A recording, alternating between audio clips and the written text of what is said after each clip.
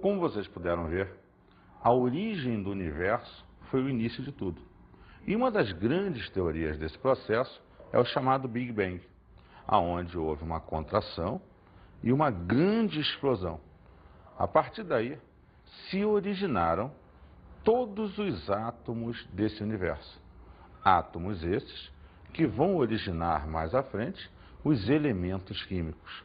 Daí surgiram estrelas, planetas e a base de toda a vida que hoje se conhece. Então a base do jogo é entender e conhecer a evolução atômica. Só por curiosidade, o átomo mais velho do universo é o elemento hidrogênio e o que está em maior abundância dentro do universo. Embora no nosso planeta não seja o de maior quantidade, a nível de universo é o de maior quantidade e um dos mais antigos do processo. E a partir dele outros surgiram e a gente teve hoje a ideia de tantos átomos ou elementos quanto nós descobrimos. Hoje são 113 elementos químicos diferentes já comprovados e descobertos e caminhando para alguns outros. Alguns existentes na natureza, outros fabricados hoje já pelo homem. Com isso, vamos ver a base do processo, os modelos atômicos. Vamos estudar na aula de hoje a evolução dos modelos atômicos. Quando se pensa em evolução, você tem que parar para raciocinar o seguinte: sua volta, paredes, carteiras, mesas, televisão. De que é feito tudo isso? A matéria, como a gente já estudou, de que é constituído? Vários homens, ao longo dos anos, pararam para pensar nisso e criaram modelos atômicos, destacando de cara Rutherford e Bohr. Eles estão dentro das ideias modernas que nos levaram hoje a observar cada vez melhor esse processo. Saiba você que já existem hoje microscópios eletrônicos e aceleradores de partículas que nos fazem conseguir enxergar átomos e parte das suas estruturas. Por isso, vamos tratar com você de todo o processo evolutivo. Porém, eu preciso sempre lembrar uma coisa: a ciência evoluiu em função das descobertas nos vários cantos do mundo. A eletricidade da física deu um pulo nos átomos da química. E assim, a radioatividade evoluiu toda a tecnologia do processo. E assim por diante. Então, para pensar que cada um desses caras que eu vou trabalhar com você, eles têm a sua vital importância, por mais simplória que seja a sua ideia. Mas pense que na época em que eles viveram, eles não tinham, talvez, um conhecimento técnico, um maquinário que pudesse evoluir o conceito inicial dele a um outro nível. Vamos, então, ver os modelos atômicos, a primeira ideia. Leucipo e Demócrito eram filósofos e não chegaram a estudar o átomo. Bom, observa o seguinte: na época em que viveram, não se faziam cientistas, químicos, biólogos, se faziam filósofos. Eram as pessoas inteligentes da época que se dedicaram a estudar as várias áreas do saber. Diferente de hoje, em que o estudo é uma especialização, você é médico de cardiologia ou de ginecologia, lá não. Lá o cara tinha que ser bom em tudo. Então o cara sabia astronomia, geologia, geografia, química, física, e então ele era chamado de filósofo. E o que esse cara raciocinou? Estavam ele andando na beira da praia, olhando aquela vastidão da areia. A impressão de perto são os grãos que lhes passavam, mas ao longe parecia um grande bloco concreto. E qual é o raciocínio? Toda essa matéria, de que é constituída? Ela é constituída de grãos de areia. E esses grãos? E chegaram então à ideia de que existia uma menor porção da matéria, alguma coisa bem menor que aquele grãozinho de areia, por exemplo, que constituía a areia. Mas menor que isso não podia ter. Então eles concluíram o seguinte: a matéria é formada por átomos. Átomos, então, seriam a menor porção indivisível dessa matéria.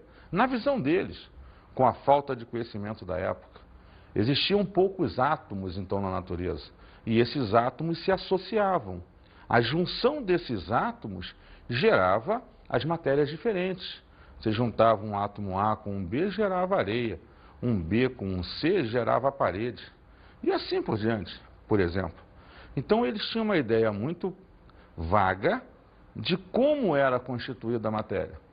Mas eles tinham a noção já de que existia alguma coisa menor, uma partícula menor, que deveria ser a formadora de tudo. Então você vê que a ideia do átomo já vem desde a antiguidade. Pessoas já pensavam a esse respeito, vagamente, sem muita precisão, mas já se tinha uma noção que existia uma partícula muito menor de que a matéria como conhecida, que formava a mesma. Propuseram simplesmente a existência do mesmo.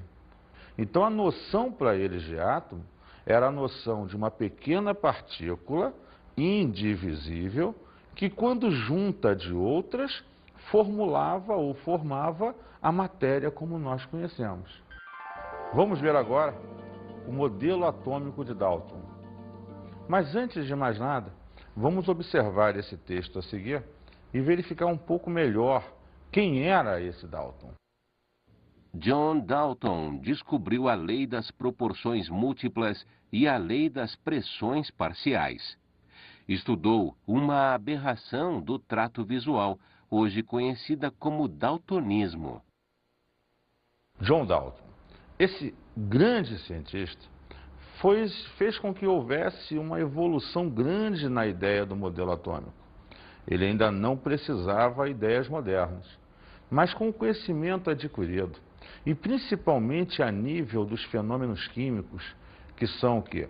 Transformações que ocorriam com a matéria, reações químicas, ele começa a mostrar todo um processo quantitativo dessas reações. Ele cria algumas leis que fundamentam até hoje o conhecimento químico das reações, que você mais à frente vai estudar na estequiometria.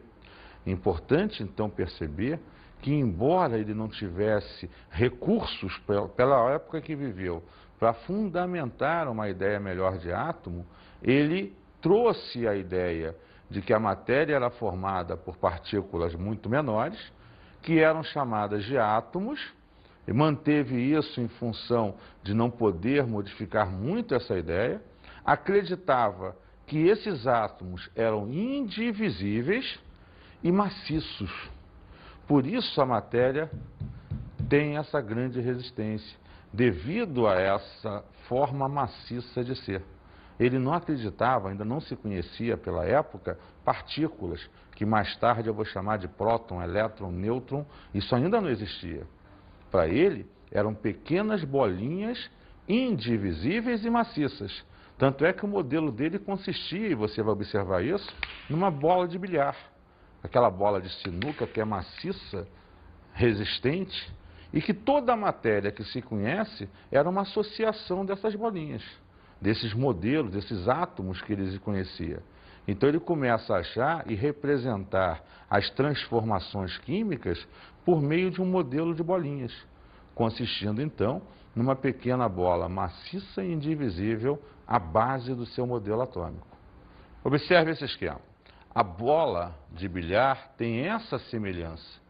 Tecnicamente falando, é uma esfera perfeita e maciça, já que maciça, indivisível.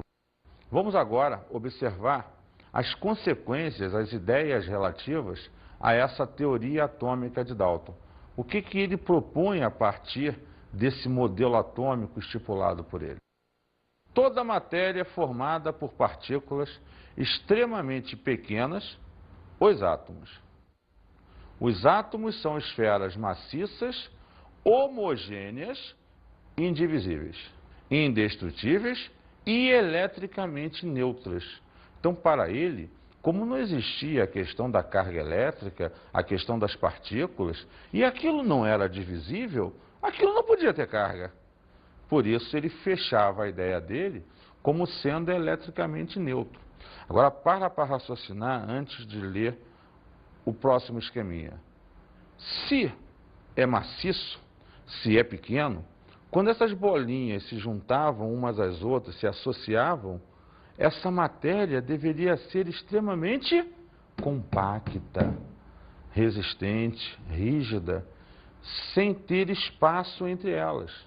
Hoje nós sabemos da porosidade, nós sabemos que tem espaços, mas para ele não. Se eram bolinhas maciças e indivisíveis, quando se associavam, elas se encaixavam de forma que não deixavam espaços para a matéria. Então, sendo assim, o número de átomos diferentes que existem na natureza é relativamente pequeno. A formação dos materiais se dá através de diferentes associações entre os átomos iguais ou não. Tais associações ele chamava de átomos compostos. Visto isso, você observa na ciência uma evolução. A física entra com a questão da carga elétrica. A eletricidade está em alta no processo. Você começa a explicar a condutibilidade elétrica na física. Aí vem uma evolução na ciência na sua totalidade. Um outro cientista, chamado J.J. Thomson, ele começa então a fazer experimentos em ampolas com a parte elétrica da matéria e observa algumas coisas que ele começou a associar à ideia do átomo. Só que veja, como você não tem um fundamento básico, experimental, profundo ou talvez a nível de técnica, você não tem como comprovar fulano está errado e eu estou certo. Então você cria o seu modelo, melhora ele, mostra que ele tem qualidades que realmente são relacionadas àquela estrutura do átomo, só que você não pode ferir muito o que o outro falou, porque também, como é que você vai provar que o seu é verdadeiro e o dele é falso? Então você agora vai trabalhar o que Thomson pensava, a maneira de ver de Thomson, pensando sempre que houve uma evolução científica. Novas descobertas aconteceram em vários campos da ciência e, é claro, você se aproveita disso para evoluir também. Então vamos ver o modelo atômico de J.J. Thomson. Assim como visto para Dalton, vamos observar esse texto sobre a vida e a obra de J.J. Thomson. Em 1897, J.J. Thomson fez uma série de experimentos que convenceram os físicos de que os raios catódicos eram partículas carregadas negativamente. Assumindo que os raios catódicos eram partículas carregadas negativamente, Thomson pôde prever o que aconteceria aos raios catódicos quando eles passassem através de tais campos. Você observa por esse texto que havia, a nível de ciência da época, um estudo mais aprimorado no sentido da condutibilidade de carga, na ideia de estudar os elétrons, ainda não sabidos por esse nome, chamados até então de raios catódicos, porque eles eram emanados do cátodo, nome dado ao polo negativo ou positivo, dependendo do experimento que você fazia, eletrólise ou pília, conforme se chamava. Então a ideia era que você emitisse, a partir de um cátodo, partículas. E aí, esse estudo das partículas é que estimulou a um novo modelo atômico, que vamos ver agora, o modelo atômico de Thomson. O modelo de Thomson foi feito a partir de experiências com raios catódicos em uma ampola de Crookes, na qual foram detectadas partículas pequeníssimas de carga elétrica negativa, os elétrons. Observe, esse é o esquema representativo da ampola de Crookes, onde você coloca de um lado o cátodo, o dito polo negativo, e do outro lado o anodo, o polo positivo, aonde sabe-se que partículas negativas e positivas se atraem. Então, a partir daí, alguns experimentos virão a ser feitos. Primeira ideia do processo. Os raios catódicos, quando incidem sobre um anteparo, produzem uma sombra na parede oposta do tubo, permitindo concluir que se propagam em linha reta. Observa que foi colocado na ampola de Crookes um anteparo na forma de uma cruz e incidiram os raios catódicos. Quando os raios se incidiram sobre o anteparo, eles geraram uma sombra na parede do lado oposto, como você vê no finalzinho. A primeira conclusão, então, é que esses raios catódicos, que nós passaremos a chamar de elétrons, se propagam em linha reta. Vamos ver um outro ponto importante. Os raios catódicos movimentam um molinete ou catavento de mica, permitindo concluir que são dotados de massa. Observa que a ampola de Crookes novamente acionada, raios catódicos incidem. Esse catavento começa a se movimentar. Sendo assim, eles concluem que se esse raio catódico faz o catavento girar, é porque ele apresenta massa para movimentar o catavento. Então, até agora, você percebeu o quê? Primeiro, eles se deslocam em linha reta, ocasionaram sombra. Eles movimentam o catavento, então possuem massa. Então, se descobriu até agora que há uma propagação em linha reta e que há massa nesse tipo de partícula. Vamos ver um outro ponto. Os raios catódicos são desviados por um campo de carga elétrica positiva, permitindo concluir que são dotados de carga elétrica negativa. Lembra o que a gente aprendeu da física? Carga positiva atrai carga negativa. Cargas iguais se repelem. Então, positivo com positivo se repele. Negativo com negativo se repele. Então, se você tem um campo positivo e aquela estrutura se aproxima do positivo, é porque ela tem que ser negativa. Por outro lado, se você tem um campo negativo e ela se repele, é porque ela tem carga negativa. Foi essa a ideia do experimento, que a gente vai ver agora. Observa você que o raio catódico, quando incide, se afasta do campo negativo. Se afasta do campo negativo, é porque deve ter a mesma carga que ele. E se aproxima do campo positivo.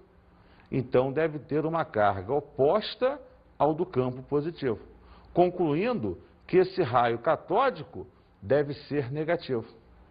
Estamos, então, diante de uma nova descoberta, que Thomson passa a chamar de elétron.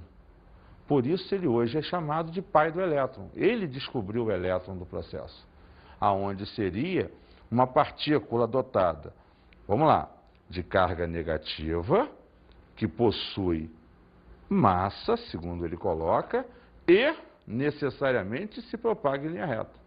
Então, vamos em cima disso estruturar o modelo atômico de Thomson. Como é que ele pensava, então, após os experimentos realizados, após toda essa evolução de estudos feitas por ele?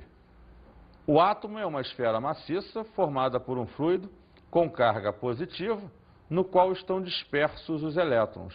Então, veja, segundo Thomson, o átomo passa a adquirir cargas, a ter cargas dentro dele, positiva e negativa nesse jogo. Porém, ele ainda mantém a ideia de que tem uma esfera maciça na mão. Só que se ele coloca essa ideia, ele está tentando manter a ideia que Dalton traz da proposta dele. Esfera maciça, só que agora está mudando a ideia do indivisível. Porque se eu tenho uma região negativa, uma região positiva, a indivisibilidade já não tem mais. Já existe uma questão de divisibilidade do processo. Veja, enquanto modelo, a ideia de uma esfera, onde você tem uma parte positiva interna, circundada de cargas negativas. É o famoso modelo do pudim de passas, como também foi chamado por ele. O pudim em si era a parte positiva, e as passas eram as cargas negativas incrustadas nesse modelo. O modelo de Thomson é popularmente conhecido como o modelo do pudim de passas, em muitos livros e autores hoje em dia. Vamos então falar agora do modelo atômico de Ernest Rutherford. Para isso, Vamos ver um pouquinho da vida dele.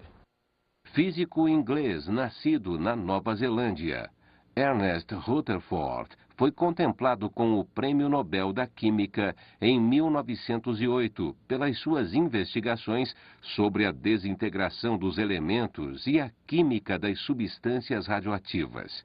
Pode dizer-se que Rutherford foi o fundador da física nuclear. Rutherford é quem realmente faz o salto qualitativo e quantitativo dos modelos atômicos.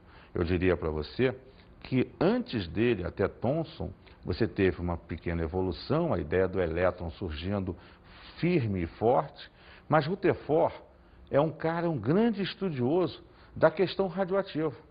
A radioatividade entra em baila no planeta, descobre-se os elementos radioativos e a partir daí a emissão de radioatividade vai concluir e mostrar que o modelo atômico não era maciço, não era indivisível comprovadamente e que existiam mais partículas dentro da estrutura dele.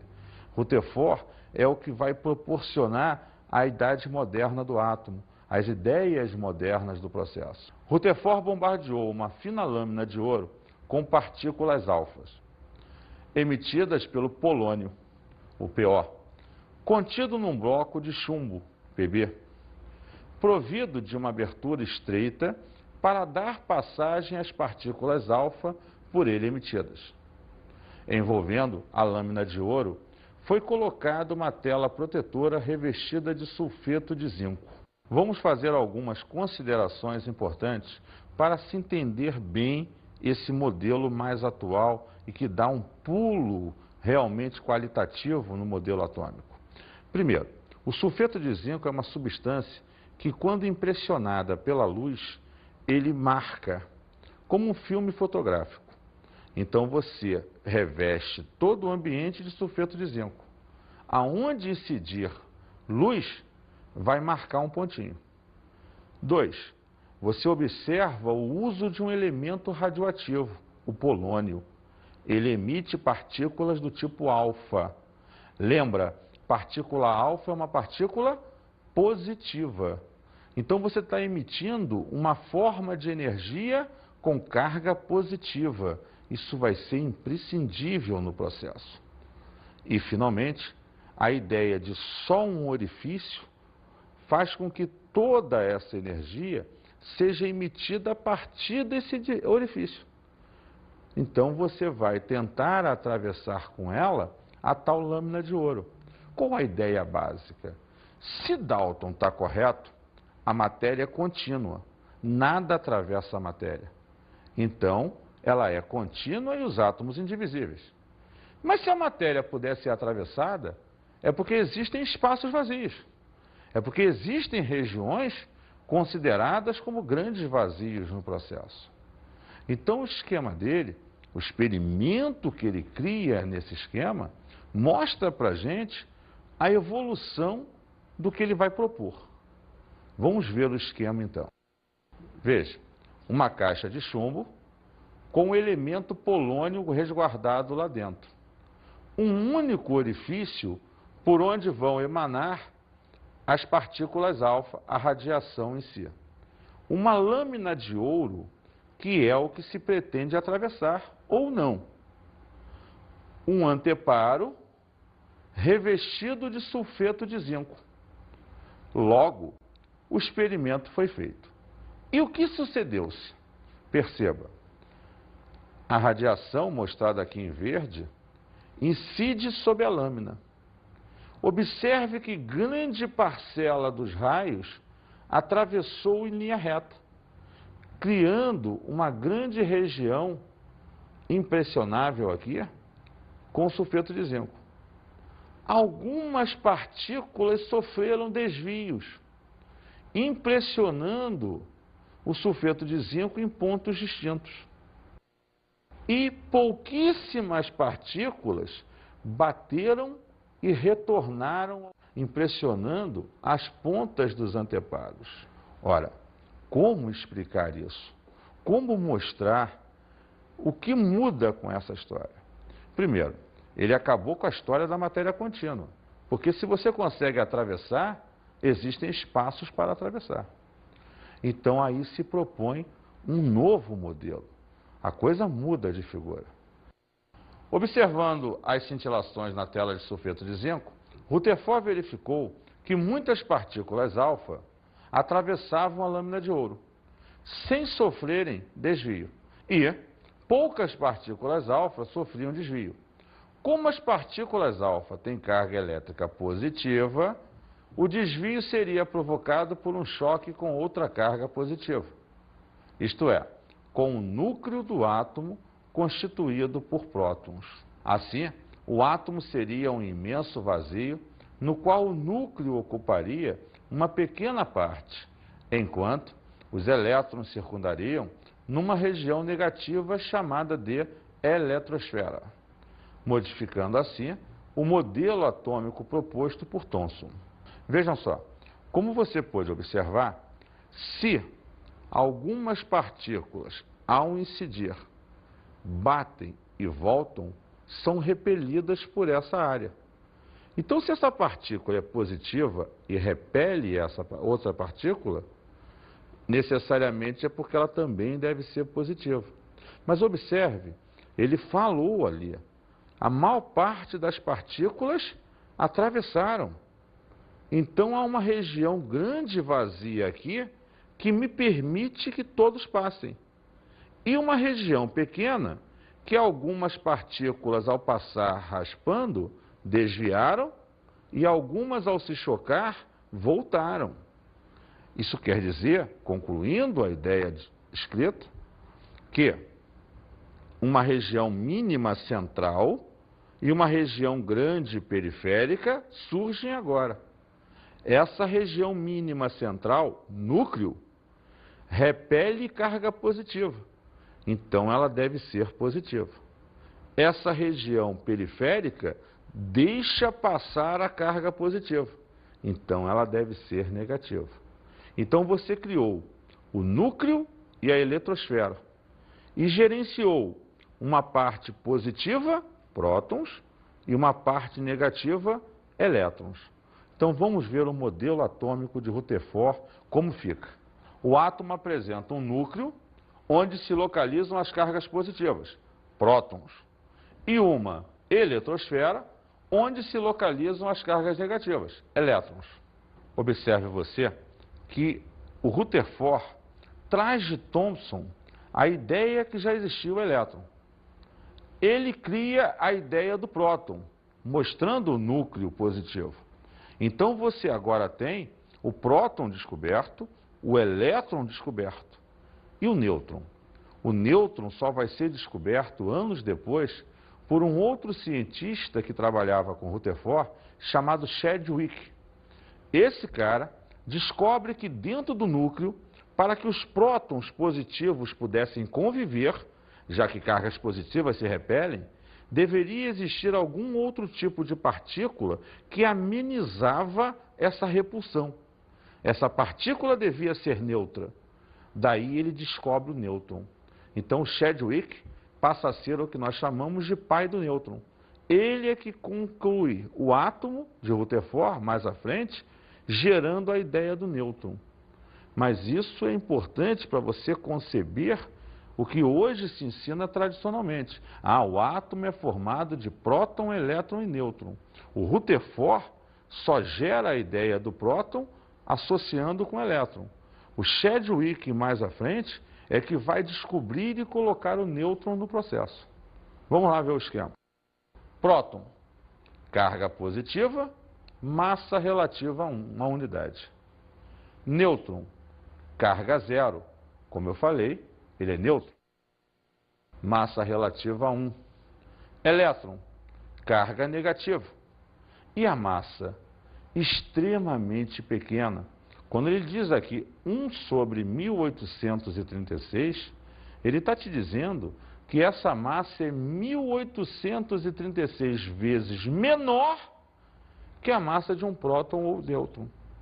Então, a massa do elétron é extremamente pequena. Por quê? Para raciocinar.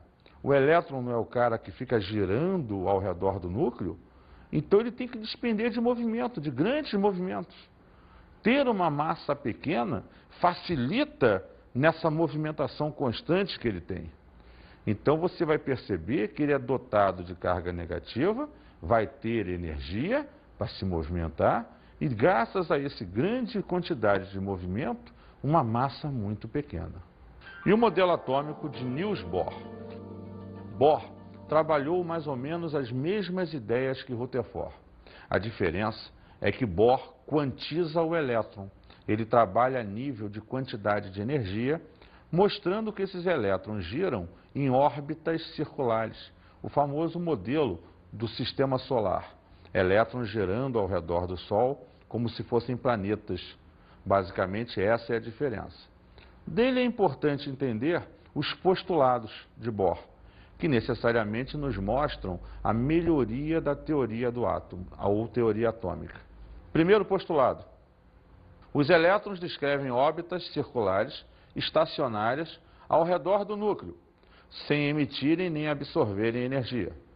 Observe você que ele coloca lá bolinhas representando o elétron e fala das várias camadas eletrônicas, K, L, M, N, O, P e Q. É a ideia, então, de que existem órbitas circulares, regiões, onde o elétron vai estar dentro das mesmas. Segundo postulado, fornecendo energia elétrica, térmica, a um átomo, um ou mais elétrons a absorvem e saltam para níveis mais afastados do núcleo. Ao voltarem às suas órbitas originais, devolvem essa energia recebida em forma de luz, fenômeno observado tomando como exemplo uma barra de ferro aquecida ao rubro. A base do fenômeno é a seguinte: observe esse esquema. Você tem um átomo numa região menor, camada L, aonde ao absorver energia, ele salta para uma região mais afastada. Por outro lado, ao liberar energia, ele não tem mais energia suficiente para fazer todo esse movimento. Então, ele volta à posição inicial ou camada original. É somente a ideia de que a absorção ou liberação de energia faz com que elétrons saltem para camadas mais externas e que, quando liberam, voltam para camadas mais internas. O modelo atômico de Bohr, então, ficaria como? Os elétrons giram em torno do núcleo em órbitas circulares, camadas, que possuem uma certa quantidade de energia. Os elétrons pulam para outra camada quando absorvem energia. Quando eles voltam para a sua órbita de origem, o mesmo libera essa energia na forma de luz. As camadas hoje conhecidas são em número de 7, K, L, M, N, O, P e Q. E, finalmente, o modelo atômico de Sommerfeld. O que Sommerfeld fez? Dentro da visão atual de ciência, da tecnologia vivenciada, observou-se que os elétrons não giram em órbitas circulares. Eles giram em órbitas diferenciadas. Algumas são circulares, outras são elípticas. Eles giram ao redor do núcleo, mas em órbitas totalmente dispersas em função das suas quantidades de energia ou dos quântons de energia. Basicamente diferenciando a ideia que Bohr e Rutherford tinham do movimento dos elétrons. A energia que o elétron desprendia em forma de luz era devido ao fato de que as camadas eletrônicas possuíam algumas subdivisões, que ele chamou de subníveis de energia, aos quais estavam associadas várias órbitas diferentes, sendo uma dessas órbitas circular e as demais elípticas. Por esse esquema, você vai perceber que ele cria a ideia das camadas, a ideia dos subníveis e mostra que, devido à existência desses subníveis, as órbitas tinham que ser diferenciadas. E, em si, gera com isso o que Pauling chama de diagrama de Pauling. Mas isso é um ponto estudado em um outro momento, em uma outra aula. E a gente vai ver isso mais à frente.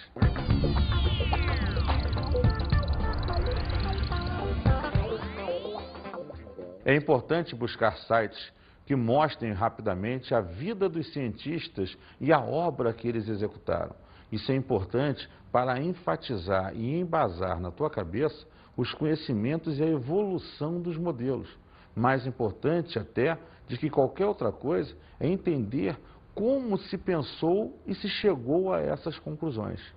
Um grande abraço e até a próxima oportunidade.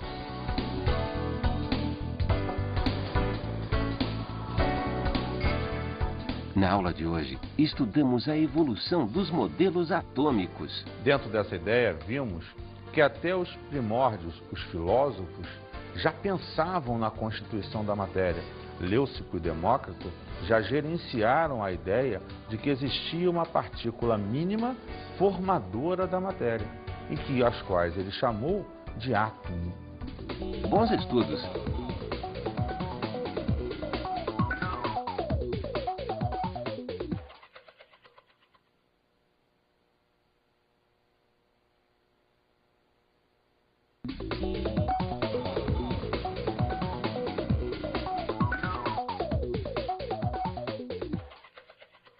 É interessante criar uma linha de tempo, mostrando a época em si que cada cientista desenvolveu as suas teorias e, com isso, frisar as principais características de cada modelo atômico. Ao longo dos anos, pararam para pensar nisso e criaram modelos atômicos, destacando de cara Rutherford e Bohr. Eles estão dentro das ideias modernas que nos levaram hoje a observar cada vez melhor esse processo. Saiba você que já existem hoje microscópios eletrônicos e aceleradores de partículas que nos fazem conseguir enxergar átomos e parte das suas estruturas. Por isso, vamos tratar com você de todo o processo evolutivo. Porém, eu preciso sempre lembrar uma coisa. A ciência evoluiu em função das descobertas dos átomos ou elementos, quanto nós descobrimos. Hoje são 113 elementos químicos diferentes, já comprovados e descobertos, e caminhando para alguns outros. Alguns existentes na natureza, outros fabricados hoje já pelo homem. Com isso, vamos ver a base do processo, os modelos atômicos. Vamos estudar na aula de hoje a evolução dos modelos atômicos. Quando se pensa em evolução, você tem que parar para raciocinar o seguinte: sua volta, paredes, carteiras, mesas, televisão. De que é feito tudo isso? A matéria, como a gente já estudou, de que é constituído? Vários homens.